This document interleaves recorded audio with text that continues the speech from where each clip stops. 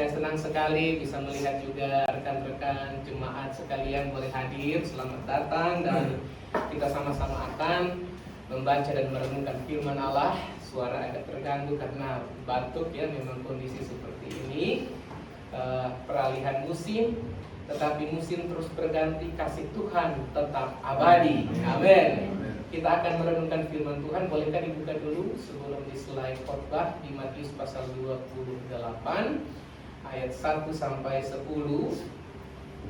Sekali lagi dalam Matius 28 ayat 1 sampai 10, suatu kisah yang dicatatkan dalam salah satu kitab Injil, yaitu Injil Matius, yang mencatat tentang kebangkitan Yesus. Matius pasal 28.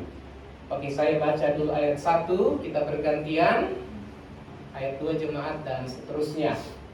Setelah hari Sabat lewat, menjelang menyingsingnya fajar pada hari pertama minggu itu, pergilah Maria Magdalena dan Maria yang lain menengok kubur itu.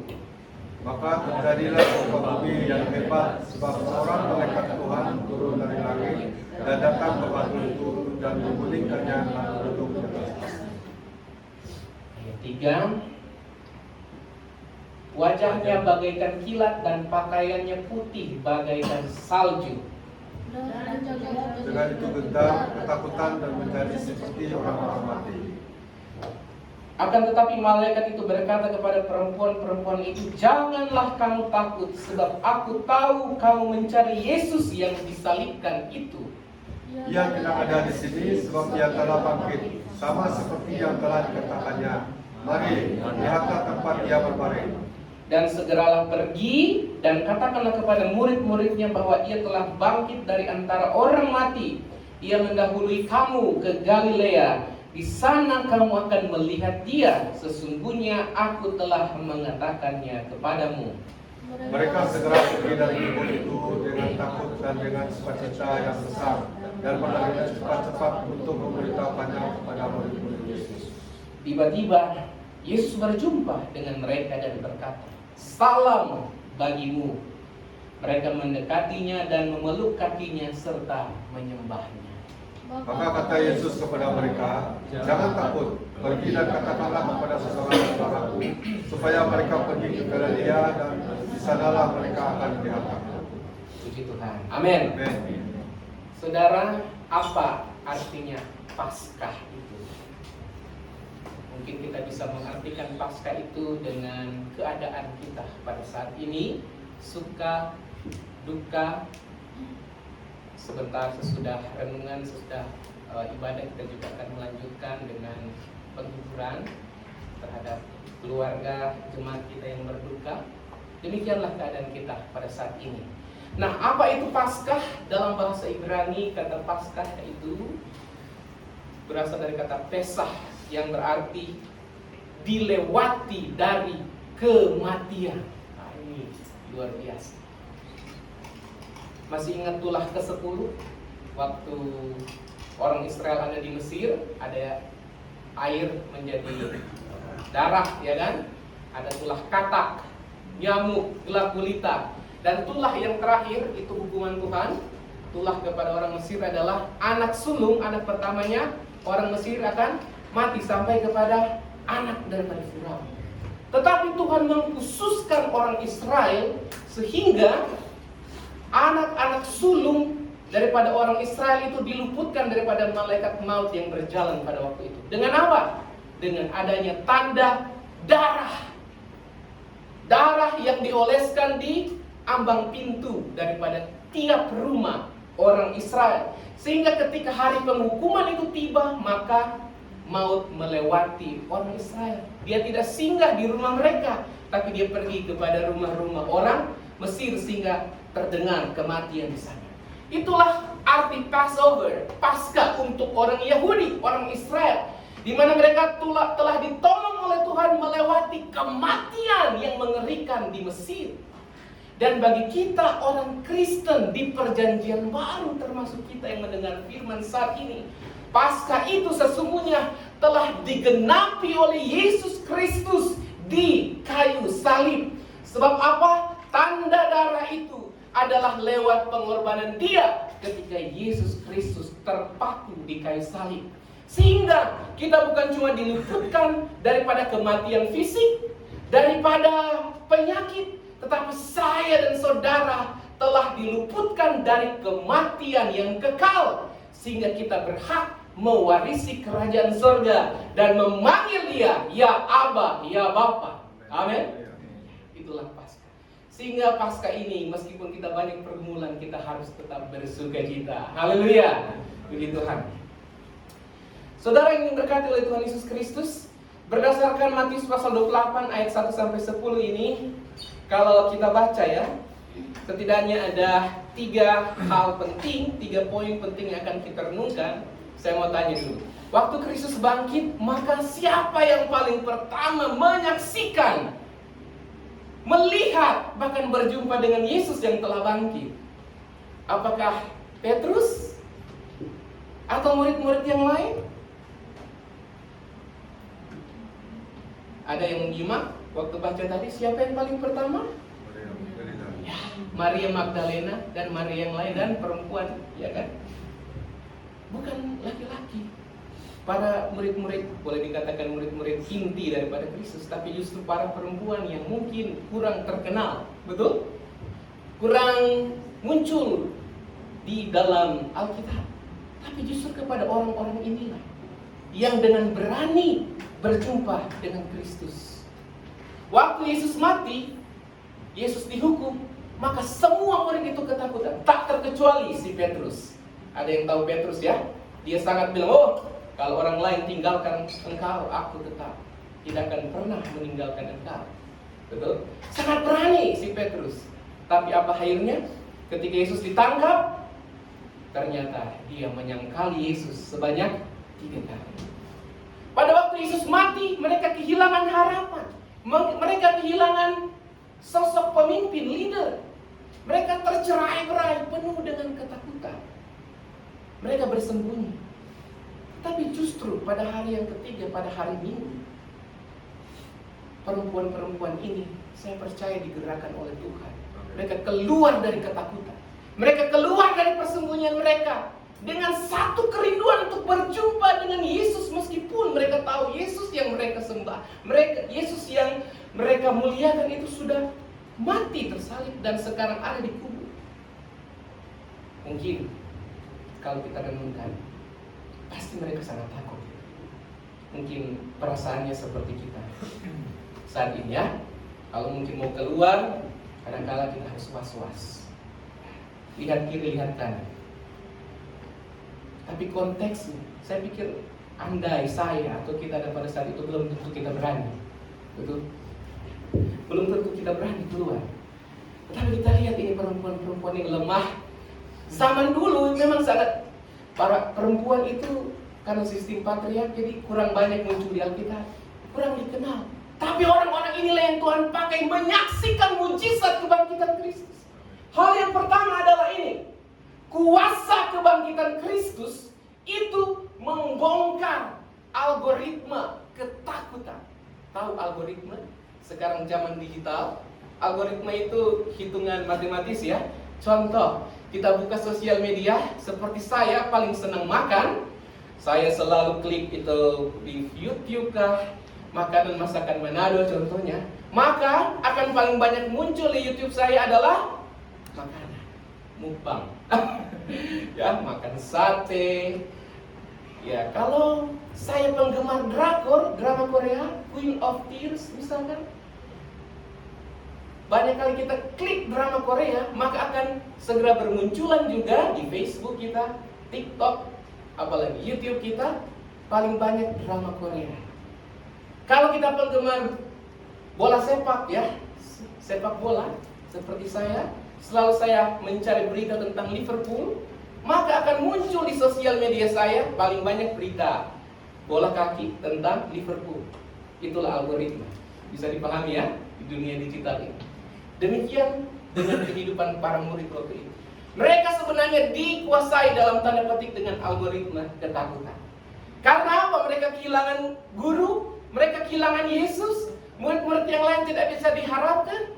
Mereka diliputi, dibungkus dengan ketakutan.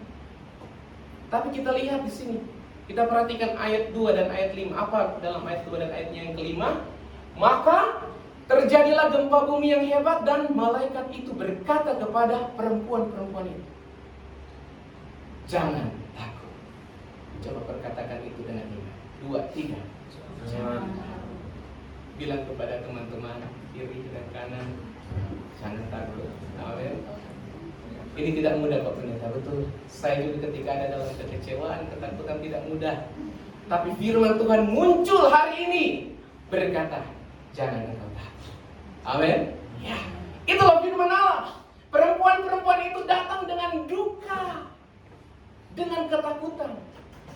Sudah datang dengan ketakutan, mereka disambut dengan gempa pula.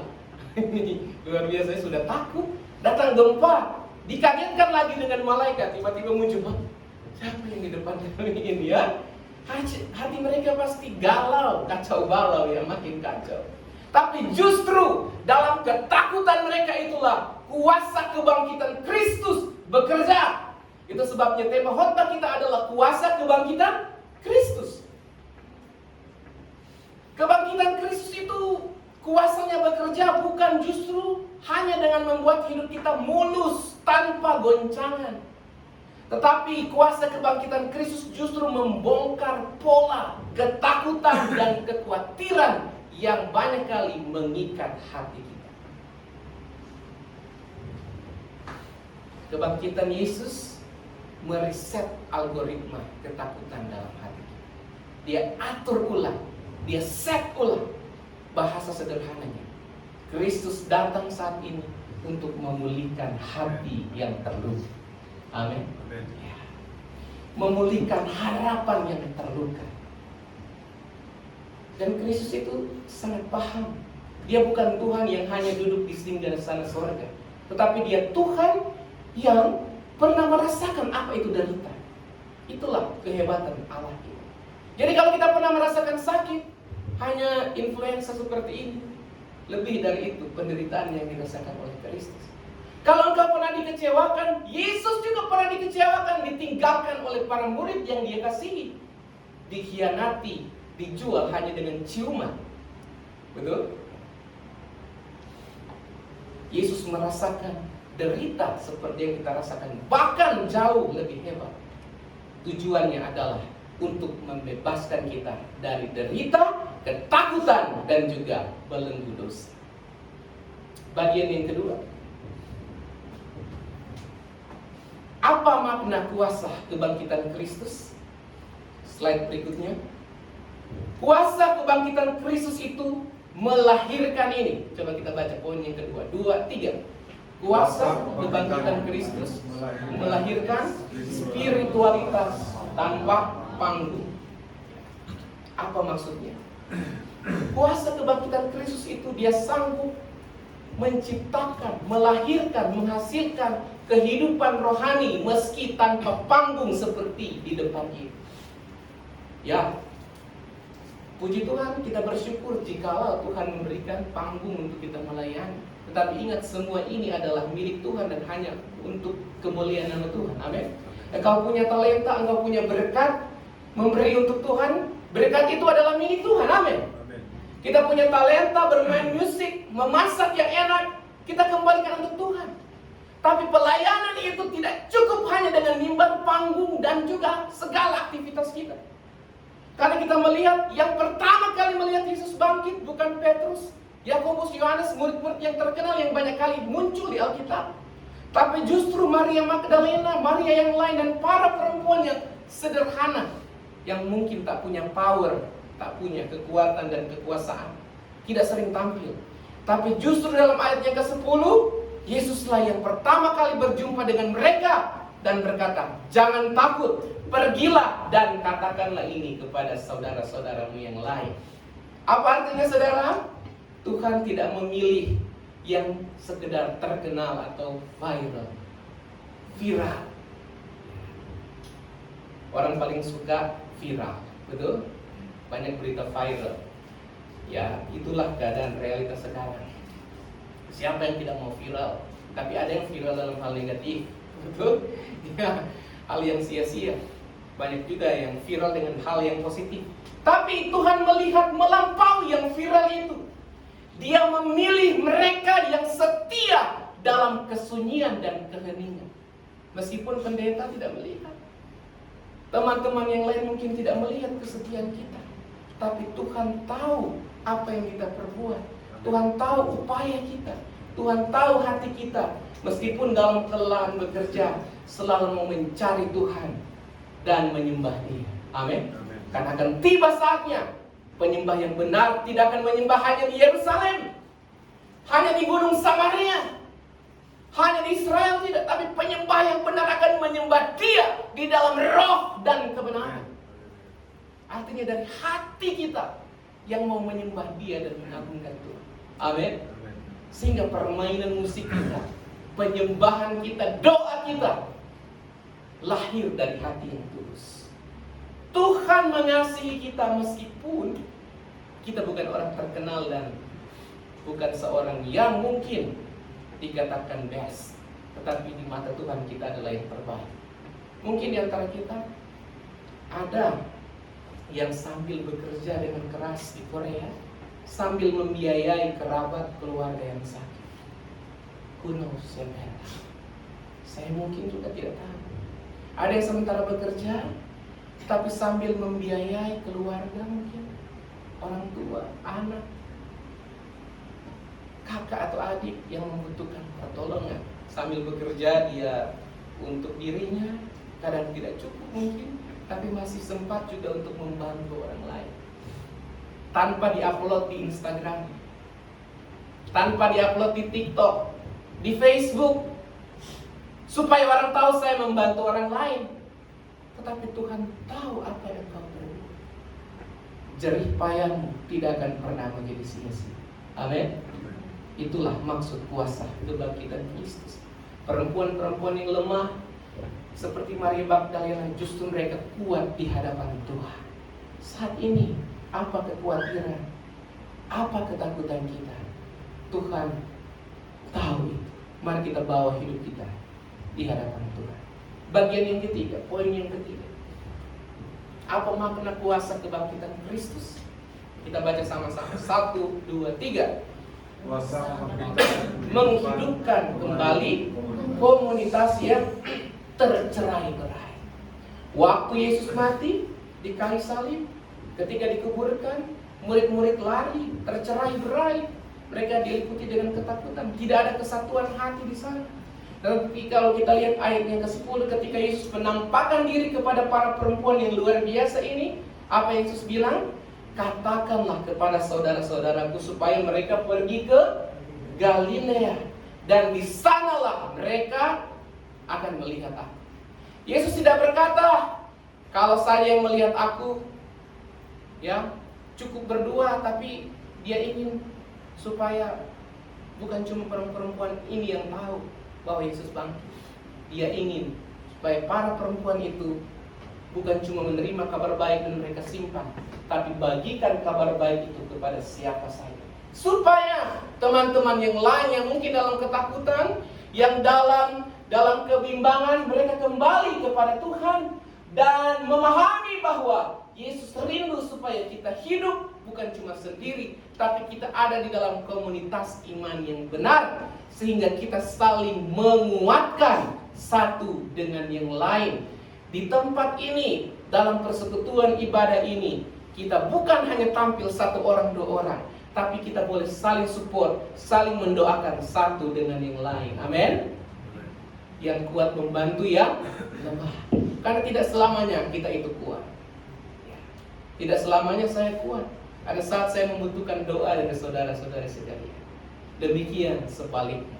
Di tempat ini, di persekutuan AICM Song, di persekutuan gereja kita saling menguatkan satu dengan yang lain, sehingga jangan pernah kita lari daripada hadirat Tuhan. Haleluya.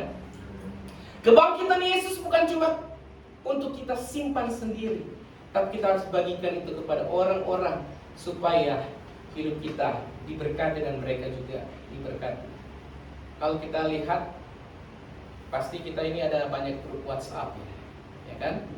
Kadang-kala grup WhatsApp itu dia cuma paling banyak dengan broadcast, stiker, kadang sepi. Betul? Tapi coba kalau ada yang ulang tahun, maka tiba-tiba grupnya akan hidup. Betul? Selamat ulang tahun kepada A, B, dan C. Betul? Selamat ulang tahun atau semoga berbahagia. Demikianlah kebangkitan Kristus layaknya seperti itu, membawa kabar bukan duka cita, tetapi kabar sukacita. Haleluya. Sebab Injil itu berasal dari bahasa aslinya yaitu Euangelion. Injil artinya kabar baik, good news. Kabar baik yang dibawa oleh Tuhan, yang mengabarkan bahwa Dia datang membebaskan kita dari belenggu dosa. Dan kebangkitan Kristus itu bukan dongeng. Kebangkitan Kristus itu bukan sekedar cerita bualan semata, tetapi kebangkitan Kristus itu adalah fakta.